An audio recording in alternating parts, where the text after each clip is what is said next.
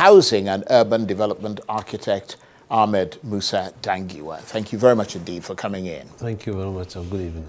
And you've been quoted as saying that Nigeria has a very big housing problem. That sounds like an understatement.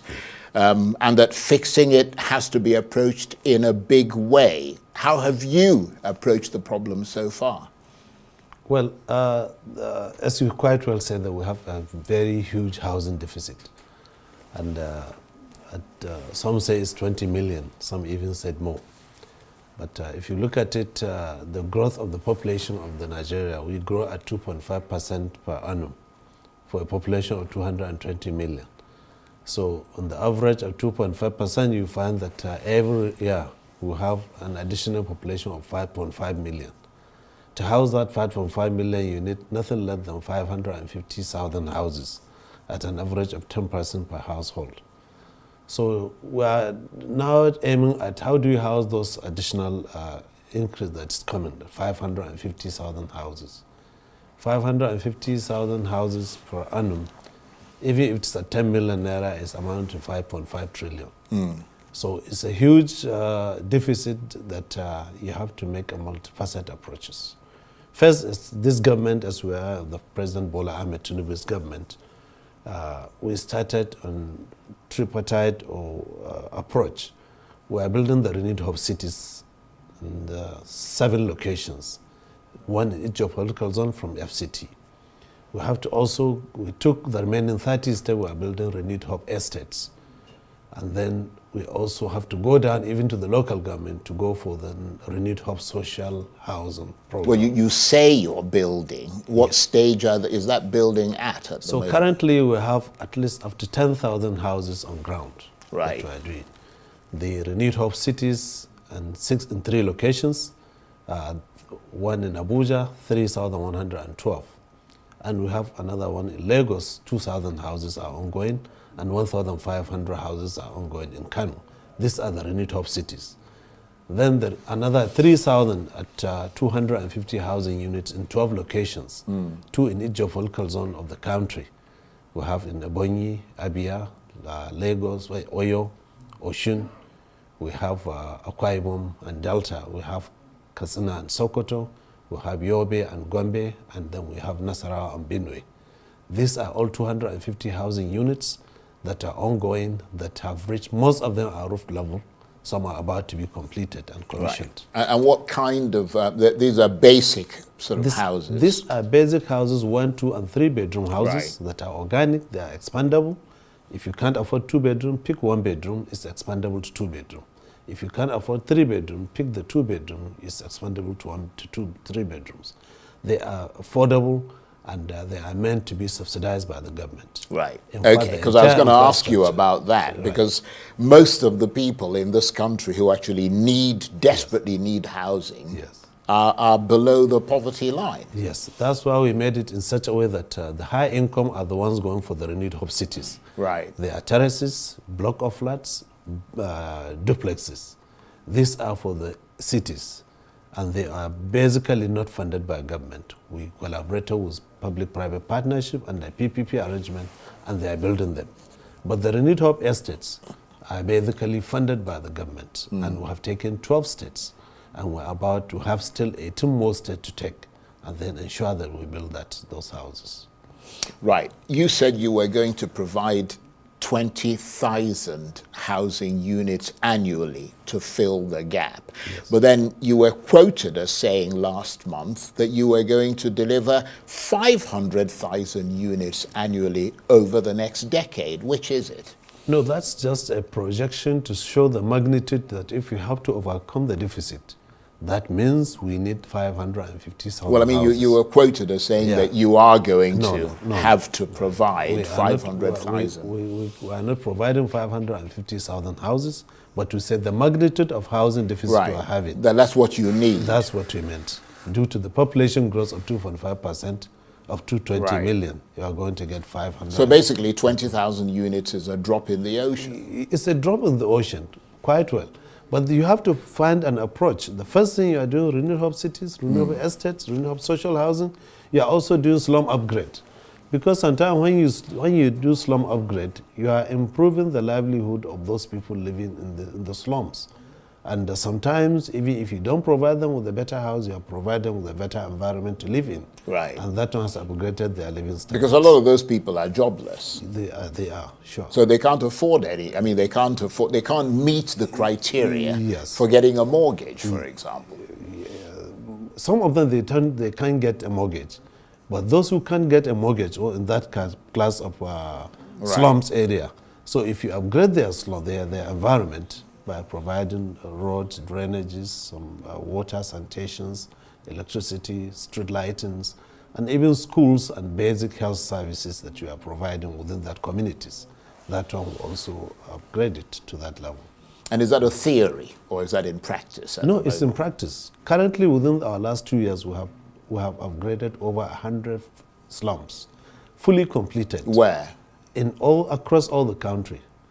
We have done. Well, let's take Abuja, for example. I mean, there are slums. There are slums as you drive to the airport. Yes, there are slums if you're going towards the other way, Nasarawa State. Some of the slums are living illegally. But the legal slums that we are having are those living in the local governments in Abuja. Right. Yes, these are the ones. But if you find a way that these are the slums whereby you have to take them away. Yes. And what are the plans for giving those people credit facilities, those who are the low-income earners, those who are, there's absolutely no way that they're going to be able to afford a house? Yes, there is. Currently, the Federal Mortgage Bank is providing loans even to the informal sector. Those in the informal sector and even those who are in the lower cadre of the society. And there are various categories of loans that are given. First, we have the individual construction loan, whereby if you have a title land, you get a loan to build your house at your own level. Well, that's obviously for somebody who has a piece of land. Yeah. And those who doesn't have a piece of land, they are given loans to purchase a house. And it's given at a single-digit interest rate. And what qualifies you to get that loan? What qualifies you need to have a job?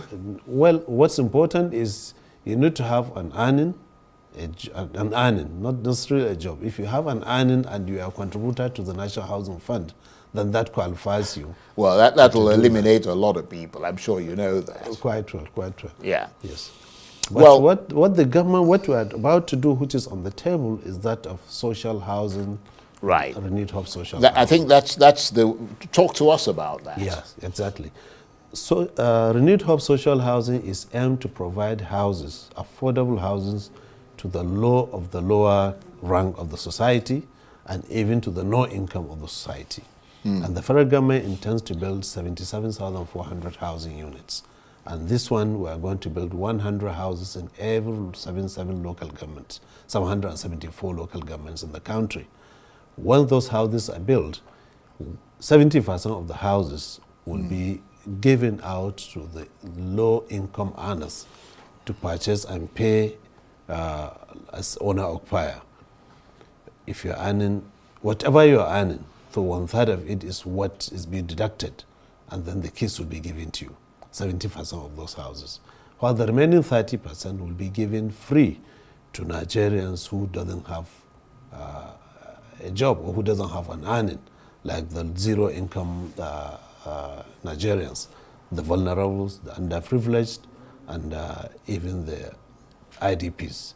This is the plan of the government and it's underway. The fund is already available under the Renewed Hope Infrastructure Development Fund. Well, that's a very, very positive thing that you've just mentioned there. Yes. I mean, one hopes that it won't end up being like most things in Nigeria. I mean, you'll tell us about it and then we won't see it materialize. But if it does materialize, I think that's a very, very positive thing that your government is doing. When can we hope to see them materialize?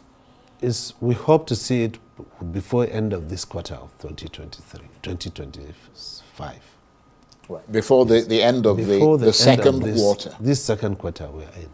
Before the end of Well, you must come and talk to us again. Because the design has been done, the costing has been done, Yeah. and we are discussing, and the president is about to give that approval for the project takeoff.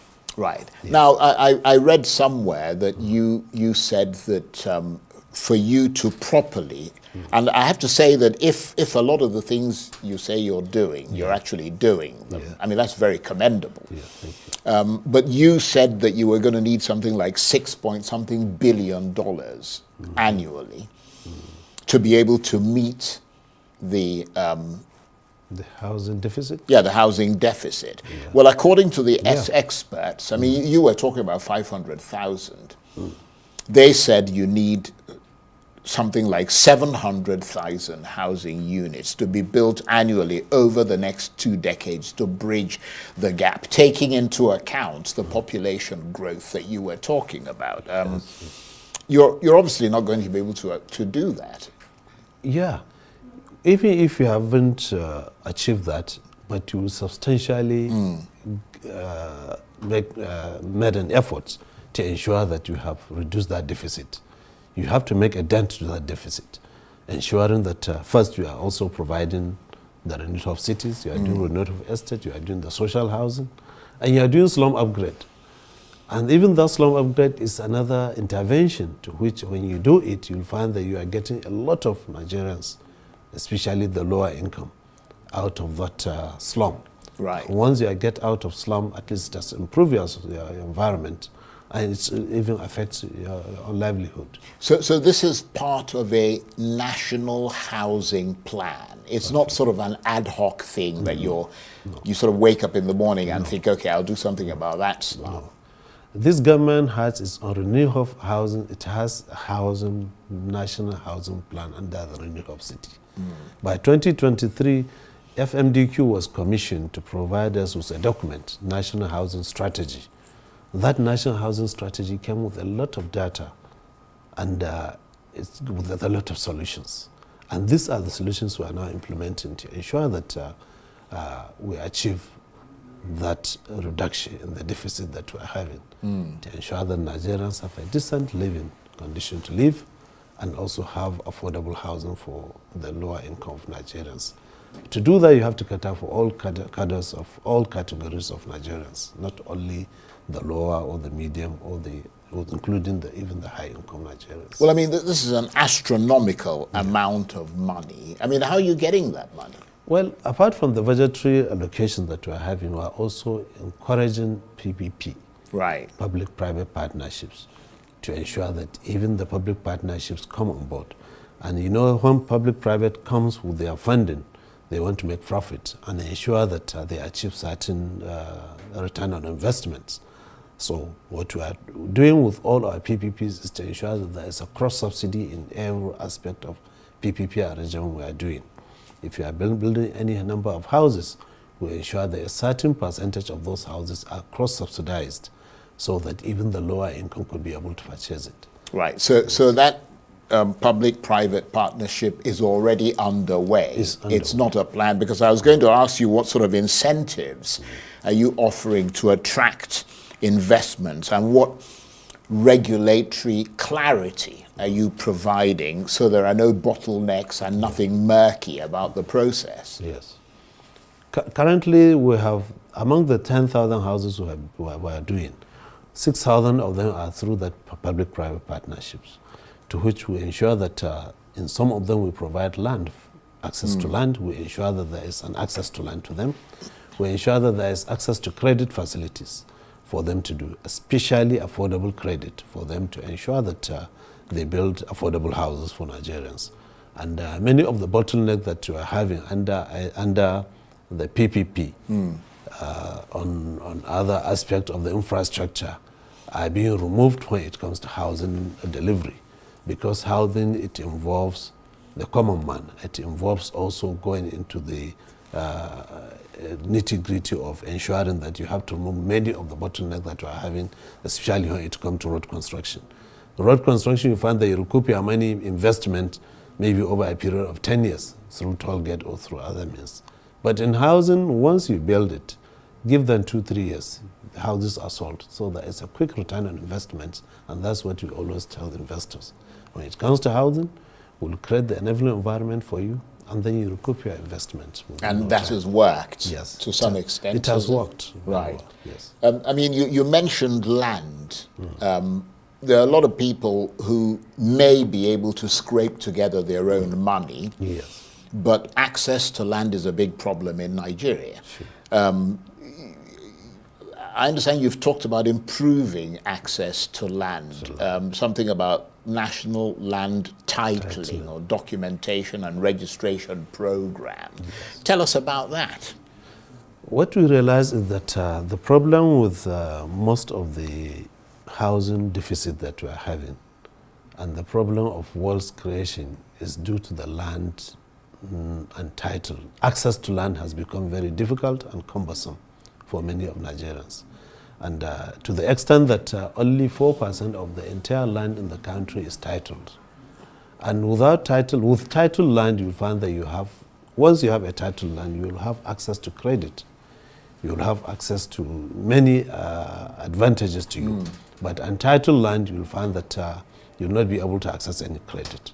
And you are owning a land that is not yours.